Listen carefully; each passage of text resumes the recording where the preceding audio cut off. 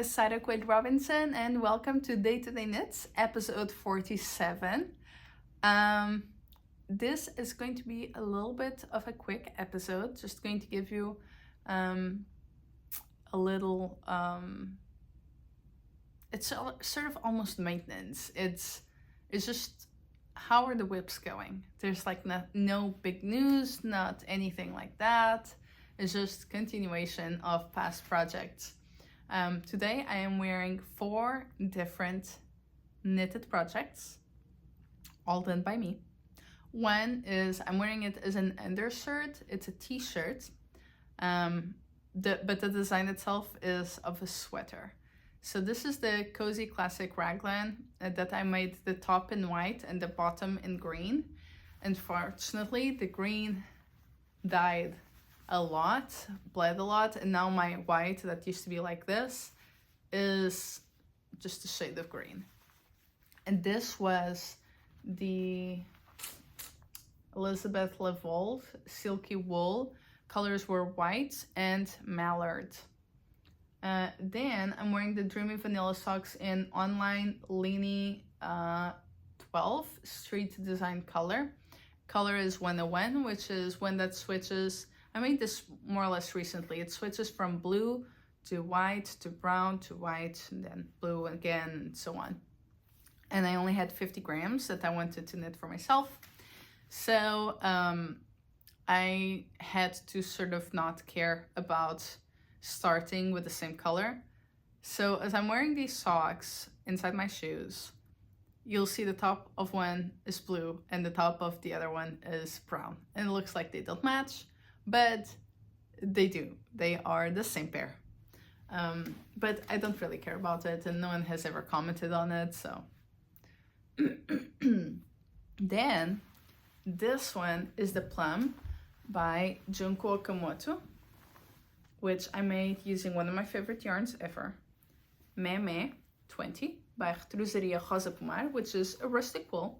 It's like extremely rustic when you first start wearing it or knitting with it, but after washing, I find that I can wear it next to my skin.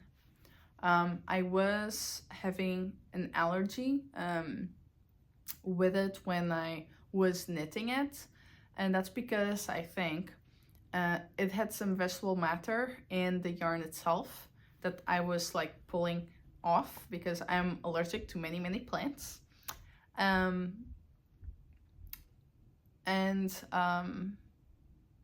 forget what I was saying.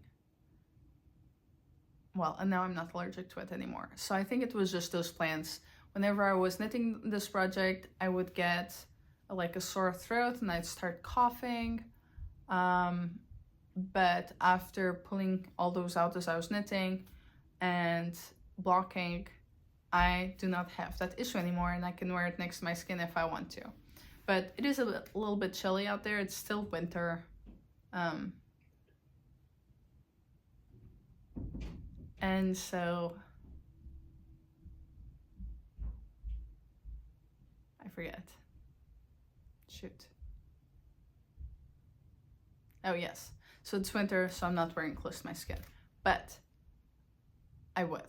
Now, the pattern itself is really oversized. It's one size fits all, which would not fit me. It still doesn't fit me quite well, even though I made with a smaller needle than what I would need to follow the pattern, because I wanted it to fit just over my shoulders.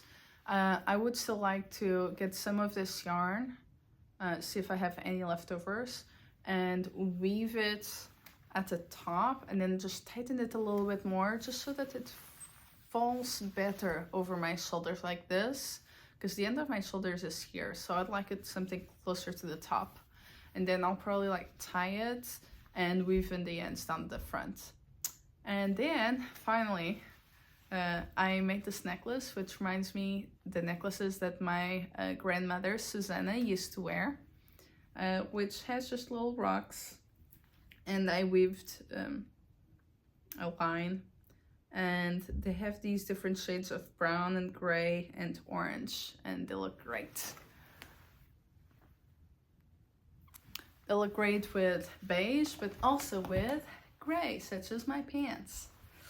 Yes, and now well, let me tell you about this FO, and then I'm gonna have to pause and do the rest another day because I have to leave. All right, I'll try to do the rest of the video tomorrow. This is my out of sorts baby blanket slash lap blanket slash shawl because I made it big enough.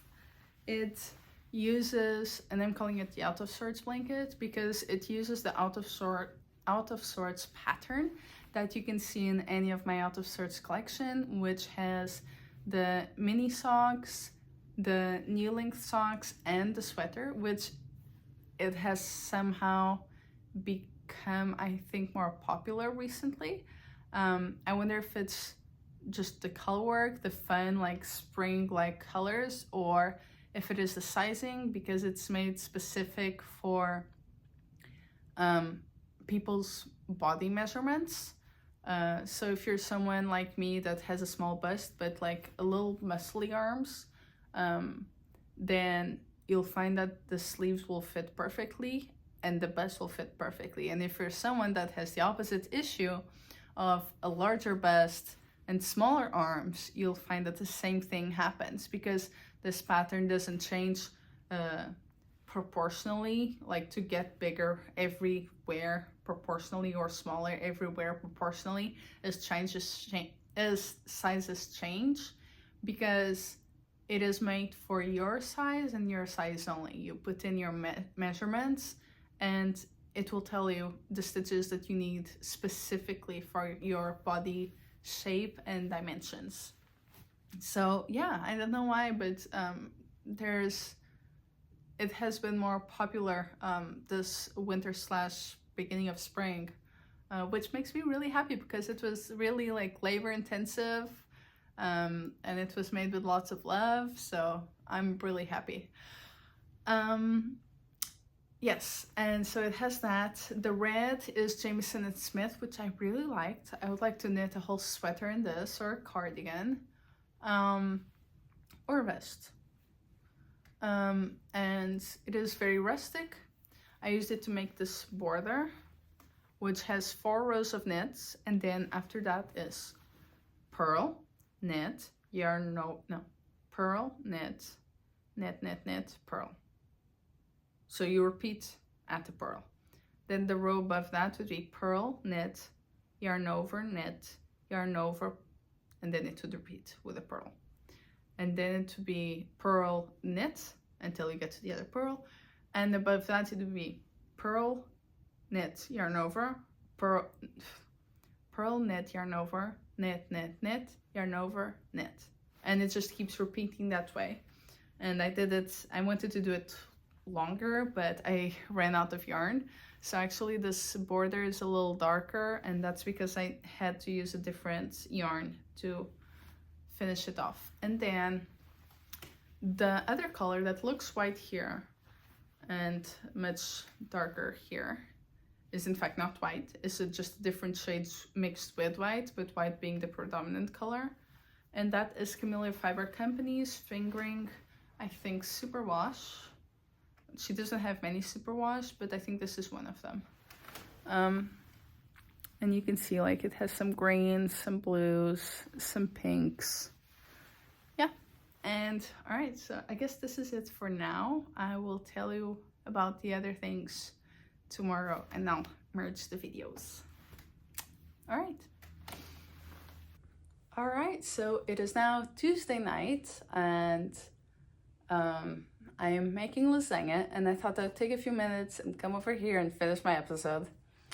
So you might remember the baby vest by Sandra Magalhães. That I test knitted a while back. I did some embroidery. I think I had said that I planned on doing something like that just to try it out, and I think I really liked the end result. It's a little rabbit and a couple of bees and some plants. It's, I think, really cute.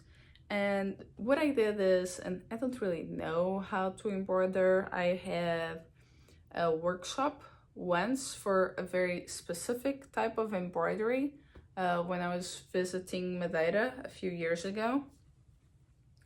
And this a couple years ago. And to do this, what I did was I went to YouTube to look. First I started doing research on just different, I think I went to YouTube and I wrote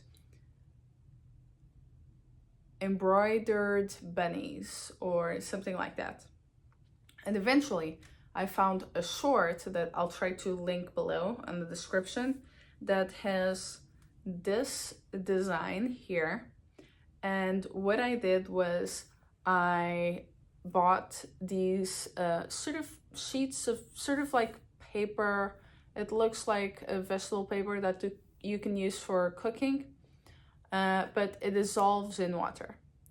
So I put, basically looking at the video, I drew that image of the flowers and the rabbit. I moved the bees a little bit and I added more grasses and other flowers at the bottom. You can see there here, a few grasses, flower here, some more grasses, another flower. And I sort of freestyle, but very much like you would be able to, if you had seen that short, you'd be able to recognize this there. So I did that, I drew that there. Unfortunately with that paper, because it's not fabric-y like, it's really like a paper, I could not use my hoop that I use for cross stitching that, you know, stretches out the fabric. And instead I had to sort of put it on paper and pin it in place by doing the bees first, because then I have like 2 anchoring points, and if the bees were out of place, that would not be really bad. And where I knew that the needle was going to go and puncture the paper, I preemptively punched the paper so that then I would not have trouble punching in and punching out as I'm trying to embroider. So that way it gave me sort of like a guiding line. So I did that, and because I don't really know how to embroider, I looked up a different video with it was just different stitches. I think they said the name of the stitch and then you could see the person doing the stitch. So I used that and I picked the stitches I wanted to do for the different plants and the animals, etc. So yeah, that was really easy. It took a little longer than what I was expecting, but it was really easy and I'm pretty happy with it. Yeah, I'm pretty happy with it. It's a dark background, so things don't pop as much. And I used leftover yarn. I did not buy any specific yarns for this. So I used the colors that were available to me, and the greens could have had a higher contrast, but I only had 2 different greens to use, so I just used what I had. And the bunny, it did not end up as cute as the original video that I had seen that gave me the idea to transpose that sort of like image to the vest. But I think it's still successful. I think you can still tell that it's a bunny, right?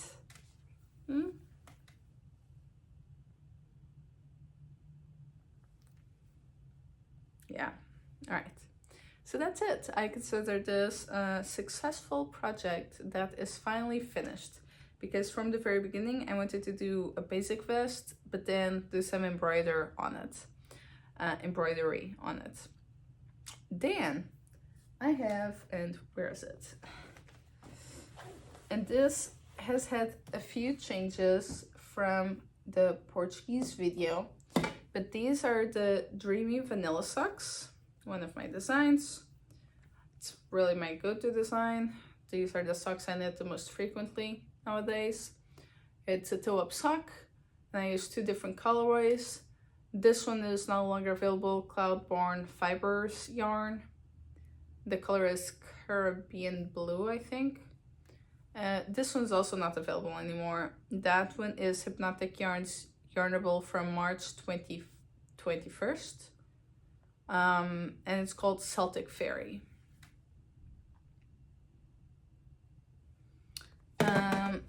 And I'm on my second one, and on my Portuguese video I said that I was basically done with the foot. I just needed to do the increases and then the heel. But now I'm happy to say that I am working on the heel. I've done the increases here, and now I'm just finishing up that heel. I don't know if you could see that or if it was focusing on my face. And then after that, all I need to do is add the other blue. And I have this much of that blue, and where's the other one? Oh, the other one's already on my lap. I have this much, so I have enough to finish. And then I'll have enough left over to mend, but not so much left over that I would still count it as a skein. And then I only have one more web that I'm currently working on, and then I'll be done with these, and it will be time to work on my other cardigan that's been on hold, and possibly casting on a vest. So the other project is the Xia My by Layla Young, and as you might remember, I had finished the body. This is the back, and in the meantime I finished one sleeve. It's my coat of many colors, says Joseph, because it does have all the colors. And I'm on my second sleeve, and I would say I am just about over halfway.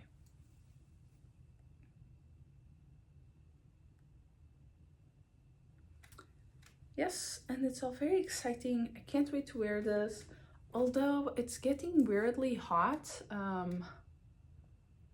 Temperatures in Celsius, the highest has reached already, and this is only the beginning of March, 25 degrees, which 25, 50, 50, 72. No, 82. It's already been 82 degrees. It's kind of hot. But hopefully that will just be a weird few days, and it will come back down for spring and not just early summer. Because, I mean, summer is getting longer and longer. And it's great to not be in the middle of a cold, freezing winter.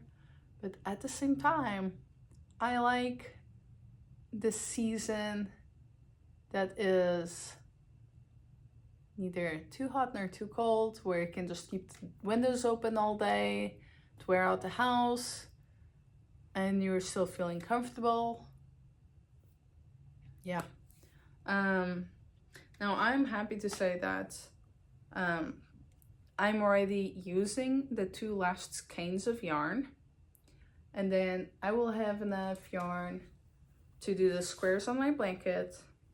Like, every single one of my skeins is looking this big now, except for one that I just started.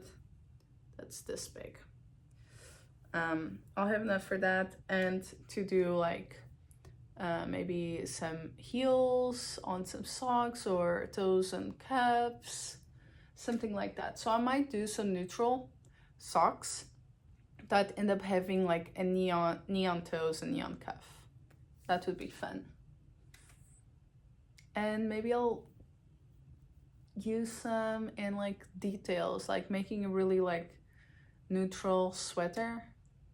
Maybe I'll add some details in neon, like where the seams would be or something. I think that could be fun. But yeah, and so the change that I'm doing to this cardigan is I am making the sleeves, instead of like finishing here, I'm making them truly long sleeves, because it ends up being like a heavy, bulky jacket. So I thought it would make more sense to do a longer sleeve that I can like use in the morning as I'm riding my bicycle or something. And another thing I have to say is, if you are thinking about doing this pattern, knitting this pattern, and you are thinking about doing it with 100% wool that is not superwash, I would keep in mind that to do it with the length that you see in the pictures, you might want to buy more yarn, because you saw in my video where in the showing its true colors of the superwash, it grew lots when I blocked it, which is what I wanted, because I really wanted to have it long and the yarn was so expensive. I really did not want to go out and buy twice as much to get it to the length that I wanted. So I knitted as the pattern said, but then because it's superwash, it was able to stretch lots. If you don't get superwash, just know that you might, if you still want all that length, you might still have to get extra yarn. So maybe just start knitting, block it, see how you feel, which is what I did for the sleeves. I knitted halfway, not halfway, just I knitted probably 3/4 of the first sleeve. I blocked it to see, okay, how much is the sleeve going to grow? And then I realized I had to do 6 times 4 more rows, so 24 more rows. But yeah, you can do the same thing with the body, where you just keep knitting and you get to a point that either the pattern says or you decide for yourself, and you just block it and you make an educated guess of how much more yarn you might need for the rest of the cardigan. Yeah, so that's it. This is the end of this episode. I hope you guys enjoyed it. Feel free to leave some comments, show some love and appreciation, because I mean, I do that too. I read all of your comments and I comment back in whatever makes sense. And I definitely put likes and hearts. Yeah, so all right, enjoy. And this is a weird video because it's made at night, but here we are. I only have so much time in the day. All right, see ya.